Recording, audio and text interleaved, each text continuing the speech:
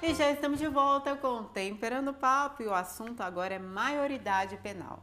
Nós recebemos o Dr. Luiz Cogan, ele que é advogado criminalista e mestre em processo penal. Seja muito bem-vindo, viu, Dr. Luiz Cogan? Olá, um grande prazer estar aqui com vocês. Bem-vindo, fica à vontade. Prazer recebê-lo novamente, viu? Prazer.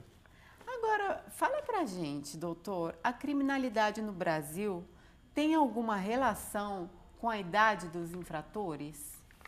Bom, Ariane, essa questão da maioridade penal é uma questão muito complexa e está ressurgindo no nosso debate. Tivemos aí recentemente a morte do aluno, do estudante da Casper Libero, Vitor Hugo, que foi morto quando ele retornava à sua residência por um menor de 17 anos, 11 meses e 27 dias. Então a questão da maioridade penal, se a idade influencia ou não na criminalidade, é uma questão que voltou ao nosso debate. Sim. E nós temos inúmeros casos que demonstram que a idade, sim, jovens com 16, 17 anos estão cometendo crimes bárbaros e não têm uma resposta penal satisfatória. Até porque eles podem estar cometendo esses crimes porque não vão ser penalizados. Assim, eu já ouvi vários testemunhos, vários menores falando, não eram só a partir de 16 anos, muito mais jovens, de 12, 13, 14 anos, falando que cometiam crime, sim, falavam até uma linguagem muito vulgar e diziam não vou ser preso, eu não vou ser penalizado. Eu vi uma reportagem assim que, nossa, bárbara. Choca, né? Choca. E infelizmente é uma realidade do nosso Brasil. E o que fazer, doutor? Exatamente. A sensação de impunidade é uma coisa péssima para a nossa sociedade. Então, eu vou contar aqui uma história bem breve. Teve uma pesquisa, um estudo numa universidade americana em que eles colocaram dois carros, um carro num bairro muito rico e um carro num bairro muito humilde. E estouraram o vidro dos dois carros à noite. No bairro muito rico, no dia seguinte, o carro estava lá, não havia nenhum problema, permanecia somente com o vidro estourado.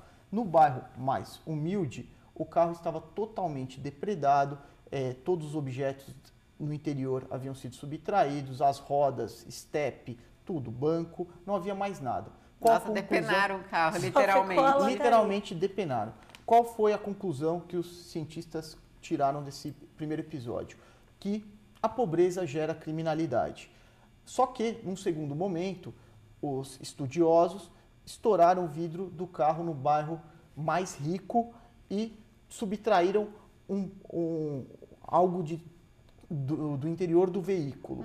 Nesse momento, no dia seguinte, no bairro mais rico, o carro também estava totalmente depredado, não havia mais nada no seu interior, subtraíram os estepes, o banco de couro, etc.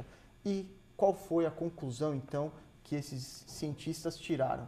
Que não é a pobreza que gera criminalidade, mas a impunidade que vai gerar a criminalidade. E é exatamente essa sensação. Nossa, quando nós então falamos vamos colocar esse carro em Brasília, menino, não vai voltar nem a... Exatamente. Só vai voltar o... Não. Tomara, né? Tomara que volte. Limpador de chuva. Haja vista que ainda não tivemos nenhuma prisão no mensalão. É verdade. Então, a sensação de impunidade ela está diretamente ligada com a criminalidade. Os menores, o que acontece hoje com um menor que comete um crime? Primeiro, o menor não comete crime. Você diz das punições, né? As punições. Tá. Um menor de idade, um adolescente, ele comete um ato infracional, não é crime. E ele não é preso, né? Equiparado Não, ele é apreendido. É. Ele não é preso, ele é apreendido e ele não tem pena. Ele tem medida socioeducativa. Então, nesse contexto, nos casos mais graves, claro, a punição mais singela, mais tranquila seria uma advertência, mas em casos mais graves, como na morte de uma pessoa, um sequestro, um tráfico de drogas, que são crimes equiparados a hediondos, a pena máxima é internação até 3 anos, sendo que a cada 6 meses há um estudo, uma reavaliação para ver se é necessária a manutenção dessa internação, ou seja, de 1 a 3 anos e raramente ficam os 3 anos na cadeia. Agora, doutor, me fala, é uma medida socioeducativa. educativa, certo? É muito bonito, né, no papel, os termos utilizados, é muito interessante mesmo. Agora, como que é dada essa medida socioeducativa? O que o governo faz para que possa dar mais educação para esses jovens, para que possa tirar daquela mentalidade do mundo do crime? Bom, um primeiro passo, com certeza, é melhorar os estudos. Né? Sim. Sem o estudo, estamos vendo manifestações pelo país inteiro buscando um estudo melhor, uma base. E isso tem também uma ligação direta com a maioridade penal. Por quê? Aqui não basta nós discutirmos, 16 anos é bom, 18 anos é bom ou 30 anos para se punir criminalmente. Não. Essa discussão ela tem que estar ligada umbilicalmente com o quê? Com a ressocialização. Claro.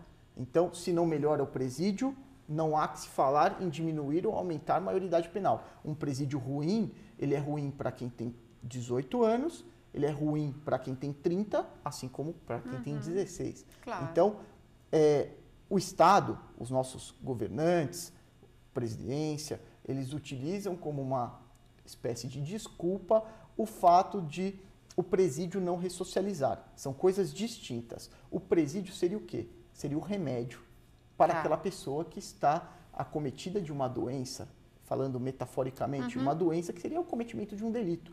Então, aquele que comete um crime, se o presídio ressocializa, e essa é a função do presídio, está lá na nossa lei de execução penal, aí nós podemos falar se a idade penal, que foi definida em 1988 na nossa Constituição, se aquela ingenuidade que, à época, há 25 anos, um jovem de 16 anos que não tinha acesso a Facebook, a Twitter, a inúmeras redes sociais, então aquela pessoa com 16 anos, de fato, ela tinha menos informação. Claro. A informação, ela era algo que não chegava a ele com tanta facilidade.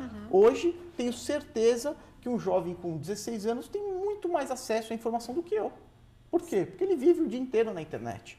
Então, a informação chega a ele. É a globalização. É a globalização. Ela atinge os jovens. E isso tem que haver uma releitura também no campo penal. Então, no campo penal, nós queremos o quê? A sociedade, ela tem que seguir o direito, e o direito também tem que acompanhar a sociedade. Sim. O direito ele não pode ser estanque. A sociedade mudou, um jovem com 16 anos ele tem inúmeras informações, ele pode sim votar, escolher os dirigentes do país. Justamente. Então, começa aqui um novo debate. Se o presídio, aquilo que nós falamos do remédio, ele deve ressocializar, então não pode ser usado como desculpa para não falar em maioridade penal. Precisamos melhorar os presídios. Isso é um ponto pacífico aqui. Sim. Um segundo ponto 16 anos é razoável hoje em dia, considerando a globalização, as informações que chegam até nós, se é razoável essa mudança? Me parece totalmente razoável. Eu acho que a maioria da população brasileira concorda, né, com a diminuição da maioridade penal. Sim. Passar sim para 16 anos, que realmente é uma evolução muito grande, que nós podemos ver facilmente. E o direito tem sim que acompanhar e não está acompanhando. Desde que o sistema brasileiro desde que as nossas penitenciárias tenham a função social da pena, né? Exatamente. Não é a mesma de antes. Ela ele é igual você falou, o remédio que ele precisa não é dado para ele. Então, a gente vê presídios com superlotação, não tem como ter uma função social. Isso mesmo, Gi.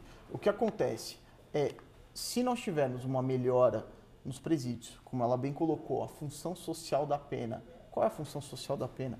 Ressocializar a pessoa. Você não pode deixar uma pessoa 5 anos, 10 anos na prisão e abrir as portas e falar tchau. Tchau. Não é claro. assim. Ela vai sair para um novo delito. Então você tem que dar uma estrutura, um curso profissionalizante para que saia de lá com o quê? Com uma condição digna para retornar à sociedade. Então, essa questão eu acho muito importante e, como você colocou, a população é a favor, sim, da redução. Então, a nossa Constituição diz lá no artigo 1º, parágrafo único, o poder emana do povo. Sim. Então, o poder é do povo. não vejo nada que impeça um plebiscito para que o povo escolha se deve ou não haver a redução da maioridade penal. Já que o poder é do povo e ele decide, é totalmente razoável. Em vários países do mundo, a maioridade penal tem a sua idade mais baixa. Nos Estados Unidos, isso é por estado. Aqui no Brasil, nós já tivemos no Código Criminal do Império 1830, a maioridade penal era 14 anos. Em 1890, o Código Criminal da República abaixou para 9 anos. 9? Sim. 9 eu acho pouco, mas 14 pouco. eu acho razoável. Então, assim, para nós percebermos aqui, Entendi. a mudança da sociedade faz com que o direito tenha que acompanhar essa evolução. Claro. Então, 9, 14, 16 é algo que tem que ser debatido dentro das condições hoje e de todo o nosso, do que nós precisamos aqui? Da palavra do povo. Uhum. Gente, tinha muito mais perguntas para fazer, um tema realmente muito polêmico, né, Dr. Luiz Coga, mas infelizmente o tempo acabou. Você, como se expressa muito bem, explica muito bem a situação. Ficamos por aqui, né? Agradeço a sua participação, viu, Dr. Luiz Coga? Eu que agradeço, Obrigada. Gi, Ariane, é um prazer estar aqui com vocês. Prazer é todo nosso, viu, Dr. Luiz Coga? E a gente vai rapidinho para o intervalo, mas já volta com Pela Outro Cá. Temperando o papo. Volta já!